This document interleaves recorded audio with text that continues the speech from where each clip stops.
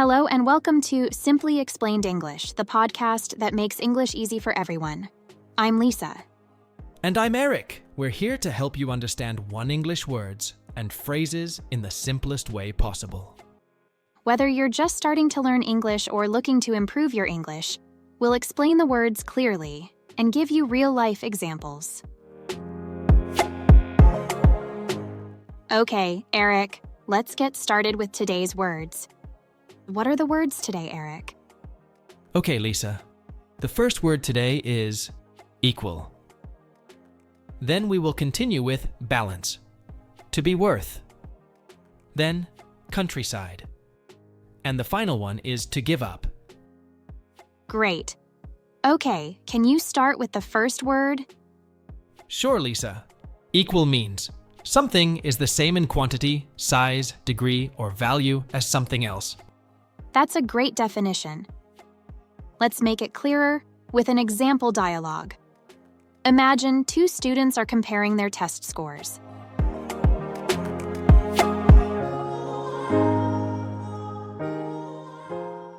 Hey Jane, how did you do on the math test? I got 85 out of 100. What about you? I got the same score. Our scores are equal. That's great. We both studied hard, so it's nice to see we got equal scores. This dialogue shows Sam and Jane having test scores that are the same, so they are equal. Eric, can you think of a time when being equal is really important? Sure, Lisa. In sports, it's important for teams to have an equal number of players to make the game fair. What about you, Lisa? Can you think of another situation where equal matters? Yes, in sharing food or treats. It's nice when everyone gets an equal portion, so no one feels left out. It makes everyone feel treated fairly. That's true, Lisa. Equal is a word we often use when talking about fairness and justice too, like when everyone has equal rights and opportunities. Exactly, Eric. Do you think everyone has an equal opportunity to learn a new language? Good question. I think everyone should have an equal opportunity. But sometimes that doesn't happen because of different problems. That's why we're here, trying to explain English in a simple way, so that many people can learn and improve it freely. Well said, Eric. We're very interested in making sure that everyone has an equal chance to learn.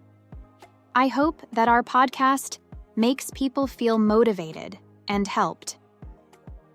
So, let's summarize today's word. Equal means the same in number, size, degree, or value. Yes, Lisa. We use it a lot in English to talk about fairness and justice. Okay, Eric, let's move on to the next word. What is it and what does it mean? Oh, Lisa, that's a great word. The next word is balance. Balance. Balance. Balance means keeping everything equal, like not falling when standing on one leg or not focusing on one thing only. Can you give us an example of a dialogue where the word balance is used? Sure. Let's say there are two friends, Tom and Alex. Tom is talking about how he manages his time.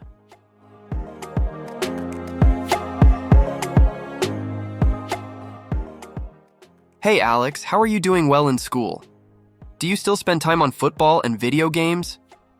Well, Tom, it's all about balance. I have a balanced plan every week. I try to find a balance between studying, training for football, and playing some games. That sounds clever. I'm always playing games, and then, late at night, trying to finish my homework. I guess I don't have a good balance between the two. Your activities should be in balance. This can help you feel less stressed and more successful. That's a good example, Eric. Balancing activities is very important. Absolutely, Lisa. Do you think it's easy to get a good balance in life? No, Eric, not always. It takes work and preparation, but it's worth it. Alex said that making a plan can be very helpful in the dialogue. Right. Do you find a good balance between your hobbies and work, Lisa? I try, Eric. Sometimes I have to change something to find a better balance, but it helps me feel happier and more relaxed. How about you? I'm learning to find balance better. Keeping the balance between what's important and what's not helps me make better use of my time. That's a good point, Eric. It's very important to have a balance of activities. Exactly. Do you have any final thoughts about balance before we move on, Lisa? Finding the right balance in different areas of your life can bring happiness and success. You should make an effort to find it. Well said, Lisa. That's all for balance. Let's move on to our next word. Okay, Eric, what is the next word? The next word is to be worth it. To be worth it means that something is good or important enough to make the cost, effort, or time right on it. Or, if something is worth it, it means it is good enough to make extra effort. For example, if you say, "The movie was worth the wait," it means that the movie was so good that you don't mind waiting a long time to see it. Now, let's have a sample dialogue using to be worth it.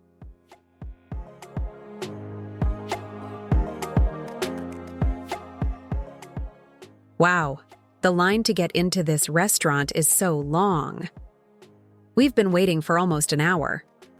I know, but I heard the food here is amazing. I think it will be worth the wait. I hope you're right. I'm starving. That was incredible. The food was so delicious. See? I told you, it would be worth it. That's a great example, Eric. It shows how we can use to be worth it in a real-life situation. Yes, and it also shows that sometimes we have to wait or put in extra effort to get something we really want. Definitely. Can you think of any other situations where we might use this phrase?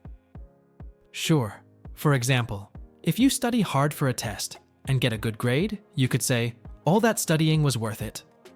That's a good one. Or if you save up money to buy something special like a new phone or a trip, you might say, "It was expensive, but it was worth it." Exactly. It's all about deciding whether the end result makes an effort or cost right or not. I agree. It's important to think about whether something is really worth it before spending our time, money, or energy on it. That's a great point, Lisa. We should always consider if something is truly valuable to us before going after it. Thanks for explaining this word, Eric. I think our listeners will find it very useful in their everyday lives. You're welcome, Lisa. It's always a pleasure to share helpful English words and phrases with our listeners. Okay, let's move on to our next word. The next word is countryside. The countryside is the land outside of cities and towns. It usually has fields, forests, and farms. It's a natural and peaceful place. That's right, Eric. Let's see it in action with an example dialogue. Imagine a family discussing their weekend plans.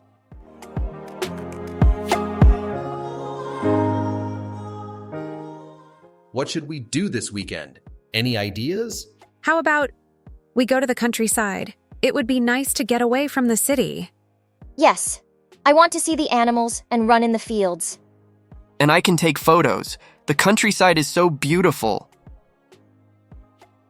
This dialogue shows the family decided to spend their weekend in the countryside. It's a good example, Lisa. What do you like most about the countryside?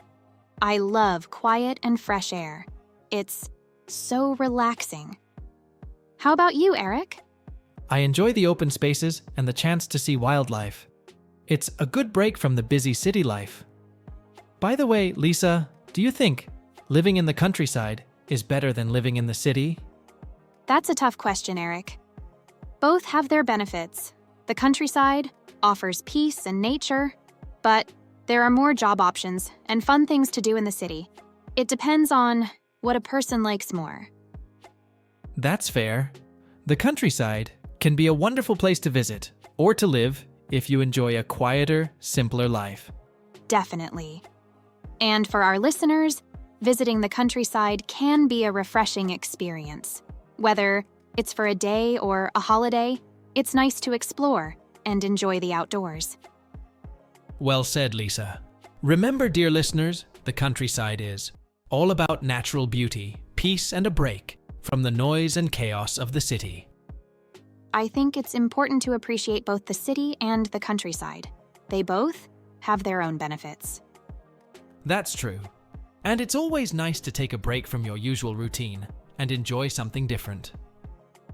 Definitely. So, let's summarize the word, Eric. Countryside refers to the rural areas outside of cities and towns, and it's often associated with nature and peaceful scenery. Yes, Lisa. And it's also a great place to get rid of the noise and chaos of the city. Great, Eric. So now we will explain our last word today. What is it, Eric? Our last word today is to give up. To give up means to stop trying to do something often because it's too difficult or because you don't think you can do it. When you give up, you stop making an effort to do something. Let's listen to an example dialogue between two friends, Sarah and Jamie, who are talking about their New Year's plans.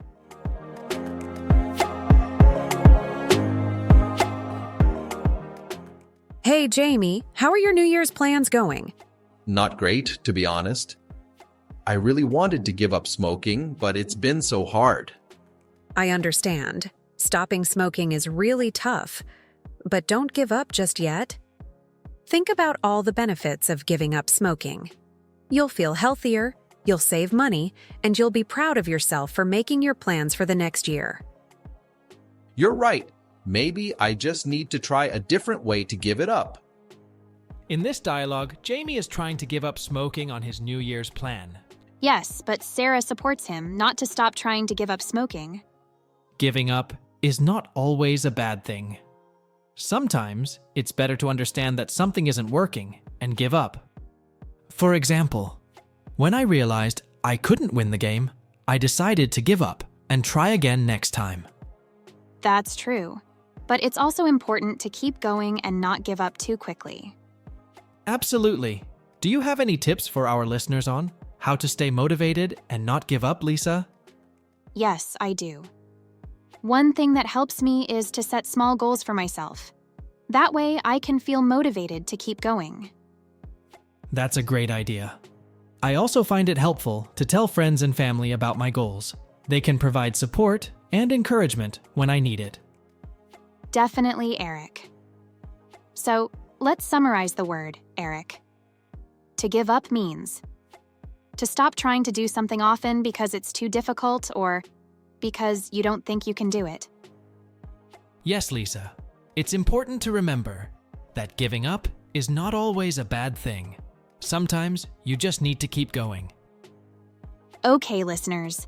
That's all for today's episode of Simply English Explained.